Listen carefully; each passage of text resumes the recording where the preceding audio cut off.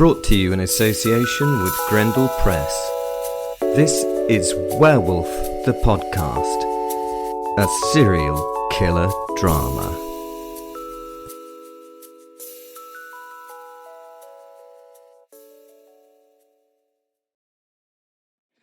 I always do these introductions off script, so I'm kind of making this up as I go along, and as you can tell, I'm not right good at that. Anyway, if you want to support us, there are links to both mine and Greg's books in the description. You could also buy us coffees, and those people that buy us coffees all the time, that's wonderful of you. We need them to keep us awake.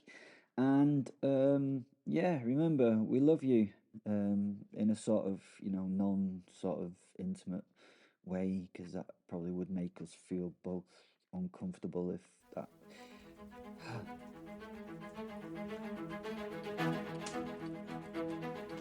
Goodness me, yes.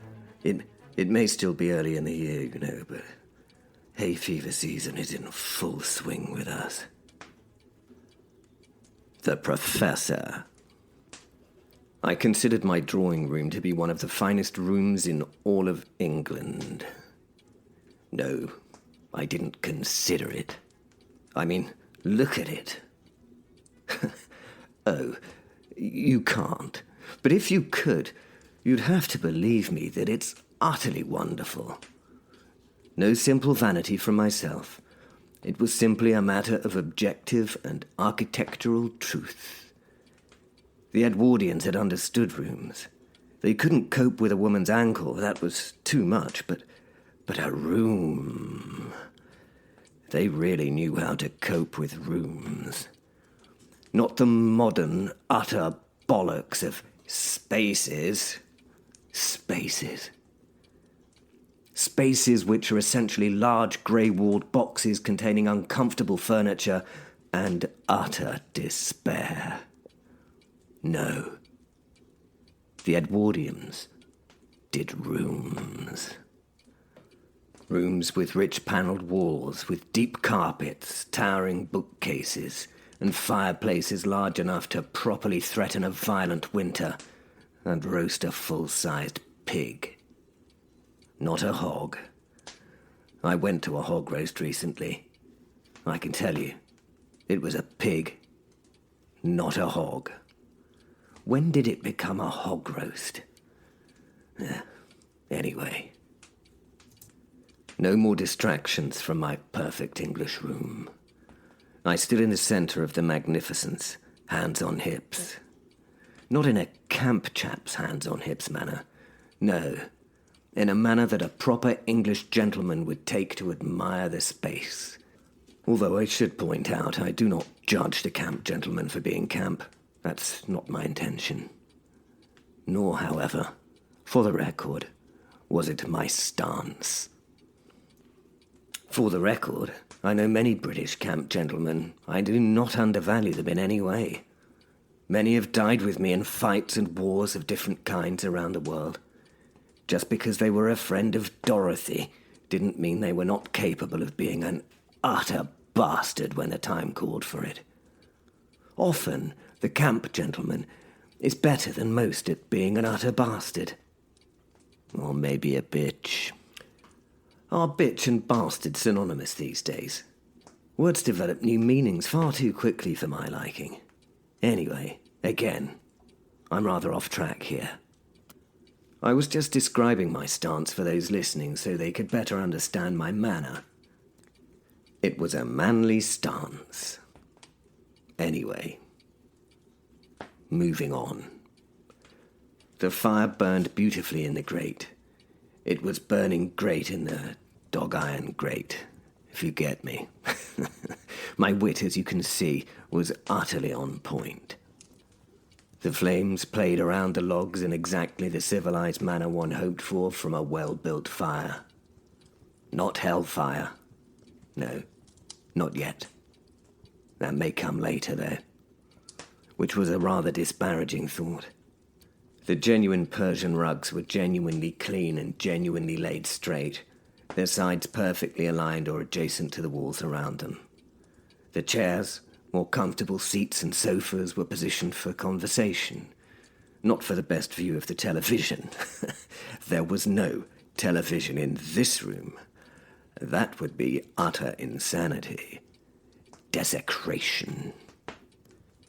The air was Edwardian in itself, holding that faint scent of wood smoke and polished oak, suggesting intellectual conversation and possibly mild academic rivalry. Yes, I muttered to myself with utter pride. Utterly perfect. Behind me, Vaunt drifted silently through the room, carrying a tray of glasses. Vaunt was my housekeeper and home defense system in one Gothic guise, or perhaps that's disguise. Who knew? After all, she was a werecat. What else would you expect in stories such as these? I'd rescued her some years ago from a tense situation in the Carpathians. I won't go into the details. If you want them, please merely refer to episode 207 for the full, unadulterated story, and it's worth a listen, I promise you. Okay, so, briefly, how to describe one such as she.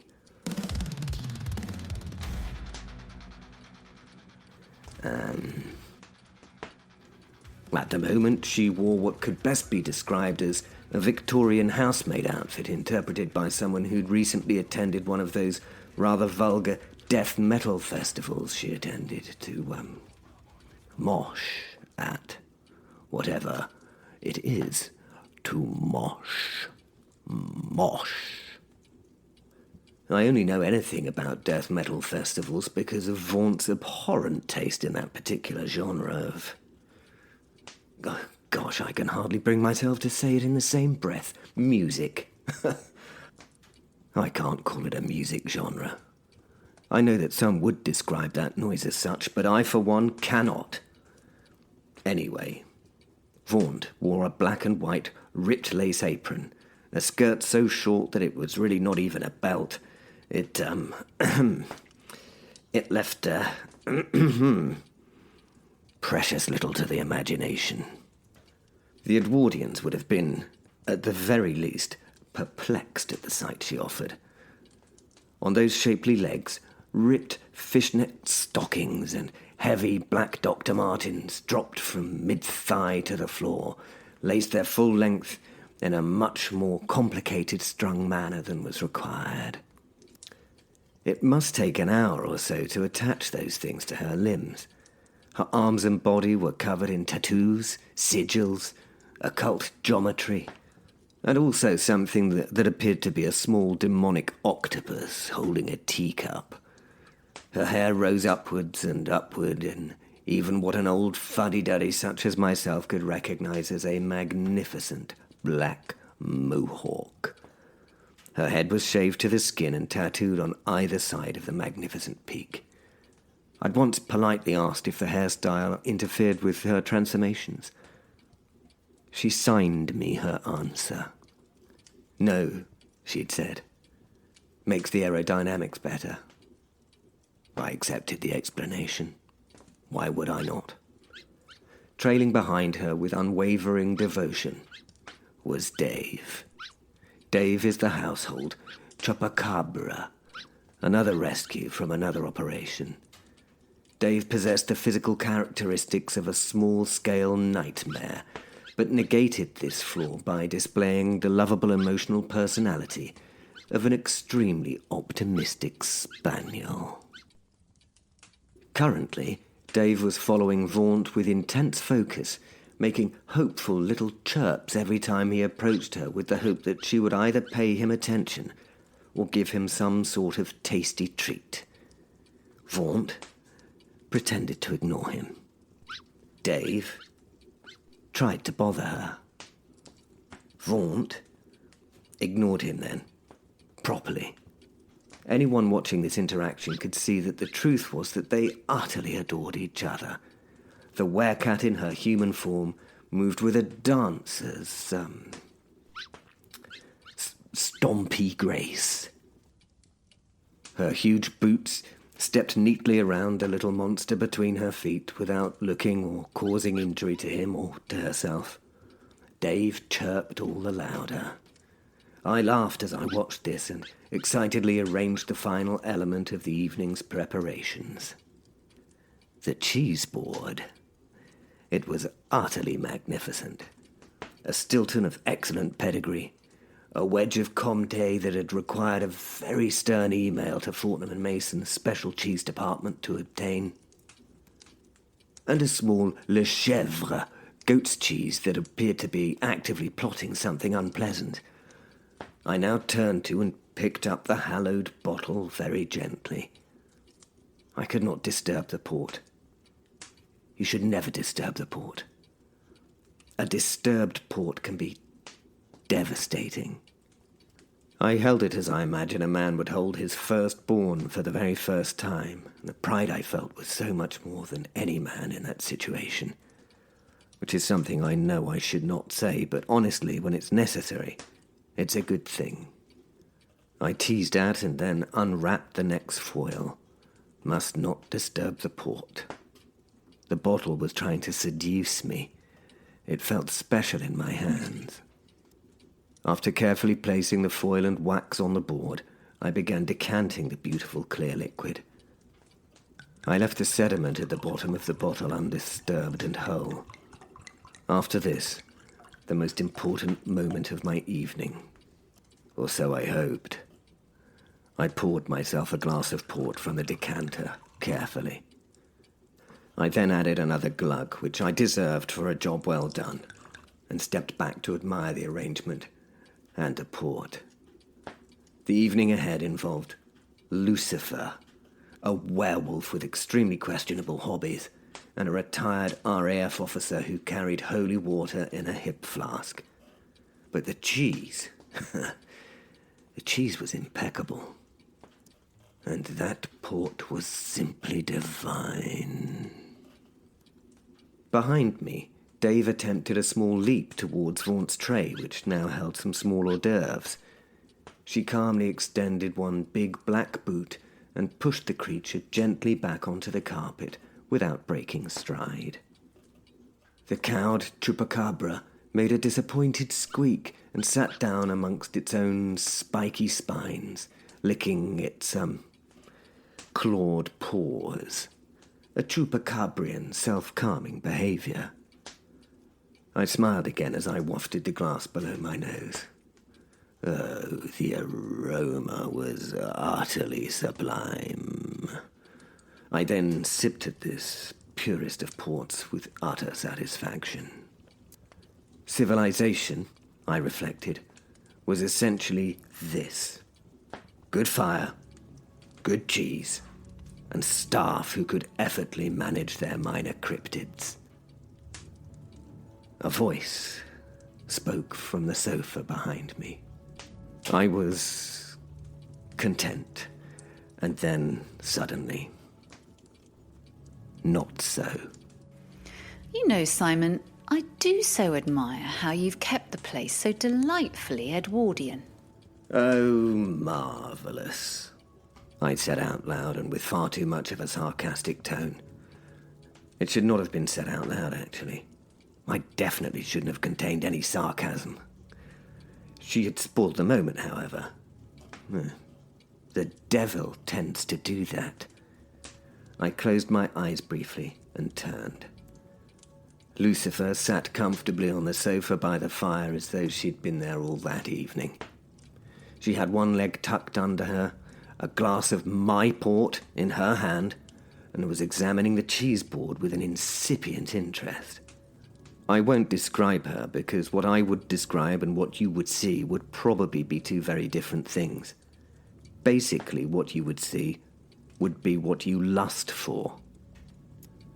She was accompanied by the little black, evil, demon, green-eyed bitch of a cat that always followed her about. It was sat at the other end of the couch as though it owned the place. More important than the horror cat was that she was drinking my port. Got to admit, that hurt a little. It was my port. I mean, I knew I had to share, but would have been polite to ask, wouldn't it? Anyway, she was drinking a glass of port that I was almost certain I hadn't poured. "Ah, good evening, Lucifer," I said, raising a glass with the resigned politeness of a man whose home was frequently visited, or was it invaded, by entities older than civilization. "You're delightfully early," I lied. Lucifer smiled warmly. I like to arrive before the werewolf. It's quieter. Then Dave noticed her. The chupacabra froze mid-wag and stared at the devil, trying to work out how to get a treat or a pet from her. Lucy looked down at him, trying to hold back a laugh. The cat on the sofa faded as it hissed at the little monster. Oh, hello, said Lucifer to Dave almost cheerfully, who immediately rolled onto his back on the carpet in complete existential surrender. Lucifer laughed. Vaunt walked past the sofa carrying a feather duster and gave Lucifer a casual nod of acknowledgement. Lucifer waved back. Evening, Vaunt. An overly toothy canine-filled smile was shown and the werecat winked at the now almost invisible cat. I drank some more of my port. "So," I said, "you've come to discuss Will." Lucifer leaned forward and carefully selected a piece of the goat's cheese. Yes. She said, delicately placing it in her mouth and chewing thoughtfully before finally nodding in appreciation of the taste and texture. I'm sending him to hell. A simple sentence that contained so much horror. I sighed. Of course she was. Lucy settled back a little more comfortably into the sofa.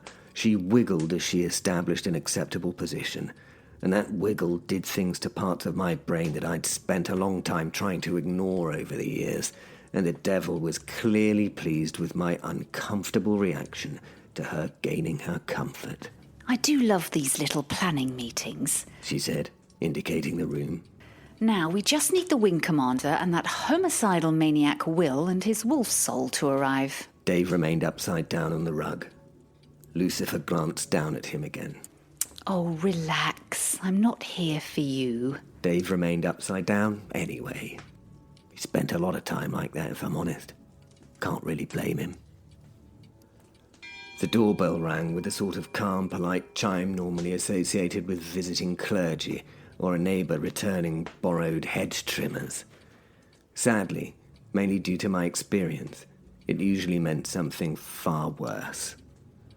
Vaunt stomped silently from the room, leaving the double doors open so we could see down the hallway. As usual, she covered the distance between us and the manor's front door instantly and opened the heavy oak portal to the outside world. On the step stood Will. Will looked like a man who'd spent the evening enthusiastically arguing with alcohol and had won on points. A split decision. His coat was half-buttoned, his hair was doing something geometrically improbable, and he was grinning in the relaxed way of someone who'd recently consumed a heroic quantity of beer. Beside him stood the wing commander, upright, dignified, and faintly radiating the quiet military disappointment of a man who'd just escorted a werewolf out of a Weatherspoons. "Oh, good evening, my dear," he said to Vaunt, properly doffing his cap and giving a slight bow. Somewhere between them padded Fenrir, Will's invisible wolf soul. Fenrir could not be seen by normal humans. This did not stop him from immediately trotting into the hallway, sniffing the Persian rug, and then apparently delighted, attempting to chase Dave the chupacabra, who could absolutely see him and responded with ecstatic shrieking. Dave bolted across the drawing room like a small, scaly rocket. Fenrir chased him enthusiastically. The wing commander grappled with the cap in his hands with the wary dignity of a man who'd once scrambled fighter jets and was now watching an invisible wolf play tag with a goat vampire. The wing commander walked into the drawing room, followed by Vaunt. Good evening, Professor. the wing commander said calmly. From the sofa, Lucifer raised her glass. Oh, good. She said cheerfully. The chaos has arrived. Will wandered into the drawing room, spotted the devil, the chupacabra, the cheese board, and the Edwardian furniture. He nodded his approval. Lovely setup, Simon. He announced. Then he squinted vaguely at the sofa. Oh, Lucy. He paused, giving her an awkward nod. Wait, are we starting that hell journey thing tonight, or after the cheese? He asked. Let's start again, shall we? Hello, Simon. Lovely to see you. Lucy began. Eh? I tried to rally. Lucy, yes. Hello. I would ask to what I owe the pleasure, but What's the matter, Simon? Cat got your tongue? Come on, man. It's not like you to struggle for words. Indeed. Quite so. And yet I don't want to talk out of school, as it were. No, absolutely not. I mean, you wouldn't want to drop anyone in it, would you? She said. Her full-powered sarcasm was fully on point. I ignored the sarcasm. Well, exactly that, I suppose. You're trying to tell me you knew I would be here, aren't you? Yes. Yes, that's it. And that someone in this room told you I'd be here, didn't they? And they told you why I'm here too, didn't they? You seem to be across this rather well already, actually. And, mes amis, that someone was not the butler, or in your case, the werecat in the corner, I mean. She doesn't say a damn thing to anyone about anything. No, mes amis, it was not the butler, but it was, in fact, Mr. Bruce Banner, over here. Is that not right? Oh, what? Bruce Banner? I'm sorry, I don't follow. Oh, come on, Montgomery, you know. Bruce Banner, a.k.a. the Incredible Hulk. But he's American, isn't he? Oh, for the sake of all that's unholy. Will. I'm talking about Will. What have I done? Oh yes, got you. It makes perfect sense now. It was Will who spilled the beans to Simon about you being here tonight and the secret not to be disclosed mission you have for him. Not Bruce Banner, aka the Incredible Hulk. I should have got that. I mean, he told me as well. Very good, as you were, dear lady. Oh yeah, that's right. That was me. You also told two of the barkeeping staff at the Wetherspoons pub, I believe, did you not? Were there two of them? I was so shit-faced, I thought I was seeing double. See, Simon? Nothing to worry about. We're all on the same side here. We've no reason to hide anything from each other, do we? What? Hide? Anything? No. Absolutely not. Good. That's very good. So, what have you brought me? Brought for you? I'm sorry, I don't follow. Well, let's see, shall we? You knew that I'd be here, and you knew that I had a special secret mission for Will. You also knew that said secret mission was to take the express elevator from here directly down to hell and go and kick the ever-loving shit out of my second-in-command, whom you know to be one of two thingies who are both hoping to usurp me. And you have an office at work that's full of things that might come in handy on such a mission, don't you? So come on, what have you brought to the party? I didn't know what to say at first, but after a brief moment, I slid my bastard sword from its sheath and dropped to one knee. I offer you my bastard sword and my heart, my lady. I couldn't see her face, but I could feel her confusion. The fire crackled. The clock ticked. Well, that's lovely. A heart that's as dark as a David Lynch movie, and a sword whose parents weren't married. I looked up to meet her eyes. She looked away in what looked like disappointment.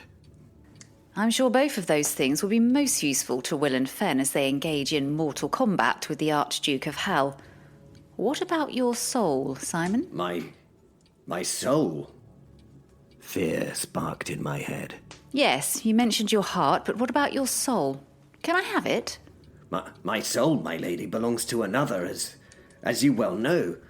In the Dragon's Den, it was the path of penance and salvation that I chose.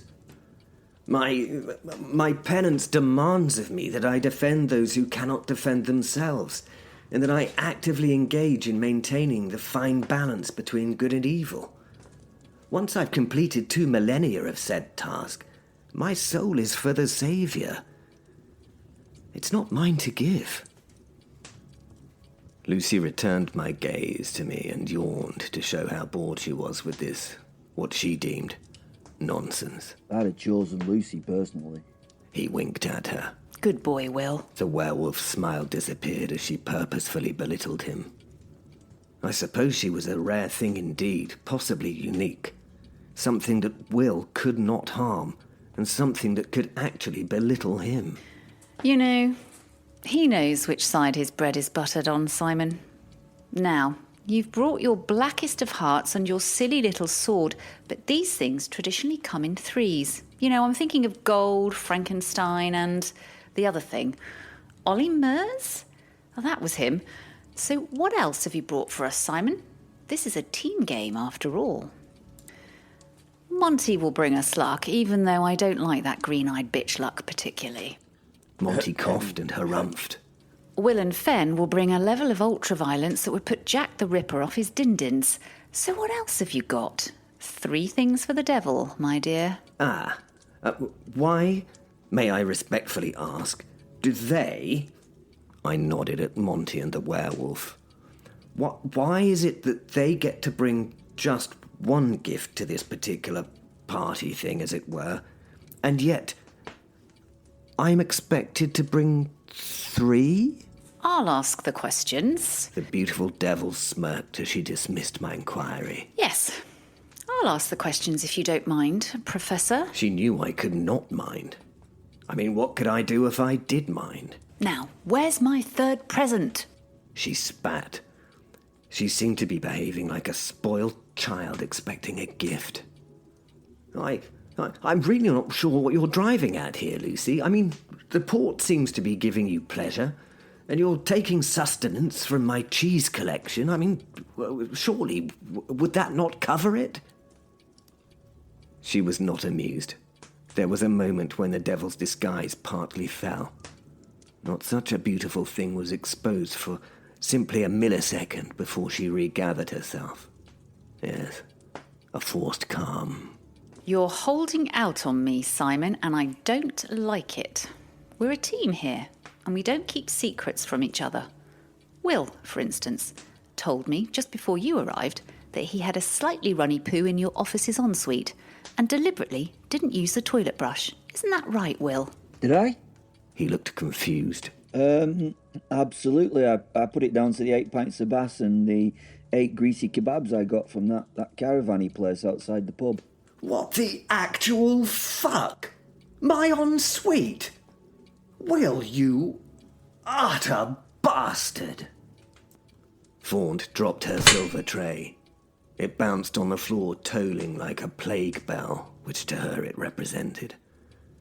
Her face was a mask of horror, and she shook her head in revulsion as she backed away from the thought that she might be asked to deal with the results of Will's actions. Lucy looked at her, shook her head, and quietly signed something to her which stopped the young woman from retrieving the tray and probably wrapping it round Will's head. Don't change the subject. You know full well what I'm talking about. The ring, Simon. The ring. The ring of summoning is just what we need for an occasion like this. And I happen to know that after you told that nice little policeman, Benjamin, to make sure the ring got lost. That the only thing he lost was his nerve, and that he had it couriered to you at work. So, where is it? Hand the bastarding thing over, now. Oh dear. Yes. About the ring. Well, I'm glad you asked, actually. I mean, there might be a small technical hitch in provisioning said ring for the upcoming mission. Do explain, and keep it simple, Simon. Simple Simon. Do you see what I did there? Yeah, Simple Simon. That's him, all right. I beg your pardon? Simon, the ring. Well, I'm afraid I can't let you have it. It's not that I don't want to, although placing something that powerful in the hands of someone as ludicrously overpowered as yourself would represent some sort of an act of reckless abandon that I'm not actually that known for. Yeah, that's usually where I come in, right? Yes, exactly, Will. That's usually your particular niche. However, I digress. The ring. It seems it may in fact have been... May have been what, Simon? A hat? Or a brooch? Or a pterodactyl? No, I'm afraid it's worse than that. I'm afraid it's been stolen. And even worse, it's been stolen by Belfastus. Belfastus the Unclaimed? Yes, the very same. Ah, I see. Well, that does make things a bit fiddly, doesn't it? I mean, we were going to use that ring to help Will survive the fight with Astaroth, and hopefully even come away with a win. But you have instead delivered it directly into the hands of the one human being on Earth who not only knows who Astaroth is, and appears to be in their employ, but also has designs on overthrowing the kingdom of Hal himself. Is that a fair assessment? Well, I wouldn't have put it in quite those terms myself, but yes, I suppose so. Our secret weapon. The one thing powerful enough to summon me, Lucifer Morningstar, from wherever I may be, whatever I may be engaged in. The only thing in existence that could not only resist my will, but can actually overpower me by making me pop up anywhere, at any time, on command. Are those the kind of terms you had in mind? Go for it, boss lady. Kick his butt. Thank you, Trudeau. I believe I can handle this one off my own bat. I'm sorry, Lucy. Sorry? Sorry? Is that the best you've got? Will may be the closest approximation to a friend you've ever had, and you've just sentenced him to certain failure and almost certain death at the hands of a demon from hell, and probably an external existence of misery and regret at the feet of Astaroth as he sits upon my throne. Will stopped mauling the cheese board and licked his fingers clean as he raised his eyes, now in interest. Oh, what? I mean, all things considered, maybe we should postpone the mission for a couple of days, track this Belfastus bloke down, and, tear him a new arsehole or something, get the ring back, and then go and beat up Astaroth. That sounds proper good for me. Excellent plan, Will. Thank you. Unfortunately, that's not how I roll, is it, Trudeau? No siree, Mom. You make a deal with the devil and you gotta stick to it. No change of orders, no agenda, no delays, no matter what. What? Yes, it's true. Those are in the standard terms of the agreement. Yeah, but I didn't sign any agreement. Oh, Will, what do you think this is, the Dark Ages? No, we did away with paper contracts when we did our digital transformation. A digital mawatification? Oh yes, we partnered with one of the big four for that project, KPWC or whatever. No paper anymore. Our contracts are formed instantly now, merely by intention. It's way more efficient. It sounds it, but if we made a deal, what was I supposed to be getting out of it? I mean, you were going to get your, mate killed, but what was in it for me? You? It's not all about you, Will. Blimey, you sound like a whinging little Gen Z crybaby. I thought you were supposed to be my champion. Are you still my champion, Will? Yeah, I suppose so. I mean, I do like the word champion. Aye, proper champion. Good. Then that's settled. I'm sending you to hell tonight. And when you get there, Monty will bring you luck, and Simon shall be your squire. What? Wait a bloody satanic moment. Squire? Squire? I'm the 6th Earl of Leicester, not a bloody squire.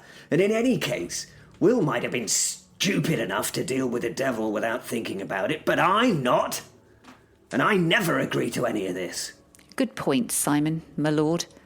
Let the record show that Lord Simon de Montfort, 6th Earl of Leicester, did not intend to defend the balance of good and evil as set in place by his very maker himself, and is therefore quite happy to see hell under the control of someone who is not one of God's children, and is therefore breaking the terms of the penance that were set for him in the presence of your good self. Oh, now come on, hang on. I did not say that. You're twisting my words, Lucy. Of course I intend to defend the balance of good and evil. It's my bloody job, as well you know. Didn't I just bloody say that 5 minutes ago? You did indeed, Simon, and I'm very pleased to hear you're so committed. Very pleased indeed. Pleased? I don't get you. Because in the context of this conversation, you just agreed to my terms. Whether you like it or not, Simon, we have a deal. That was brilliant. Not so bloody clever now, are you, you pompous bloody prick? Oh, Will might be stupid enough to make a deal with the devil, but I'm bloody not. Well, it seems I'm only about as stupid as you yourself, you top dickhead. Lucy, old cucumber, I don't think I actually ever agreed to do anything at all. You? Wait a minute. Are you feeling lucky? Oh, yes. Guilty by association, I'm afraid, Monty. Ah, yes, of course. Guilty by association. Yes, lucky old me. Lucky Monty. Right. Well, that's us all fucked then. Will, Fenrir, Monty, it's been nice knowing you. Well, it's been an experience anyway. Vaunt, before Lucy sends for the elevator, would you prepare a packed luncheon for 3? And if you'd be so kind, let's use the good Wensleydale. Might be the last chance I ever get to taste it.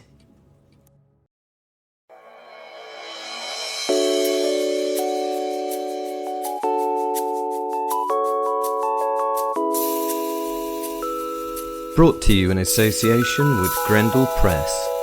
This is Werewolf the Podcast, a serial killer drama.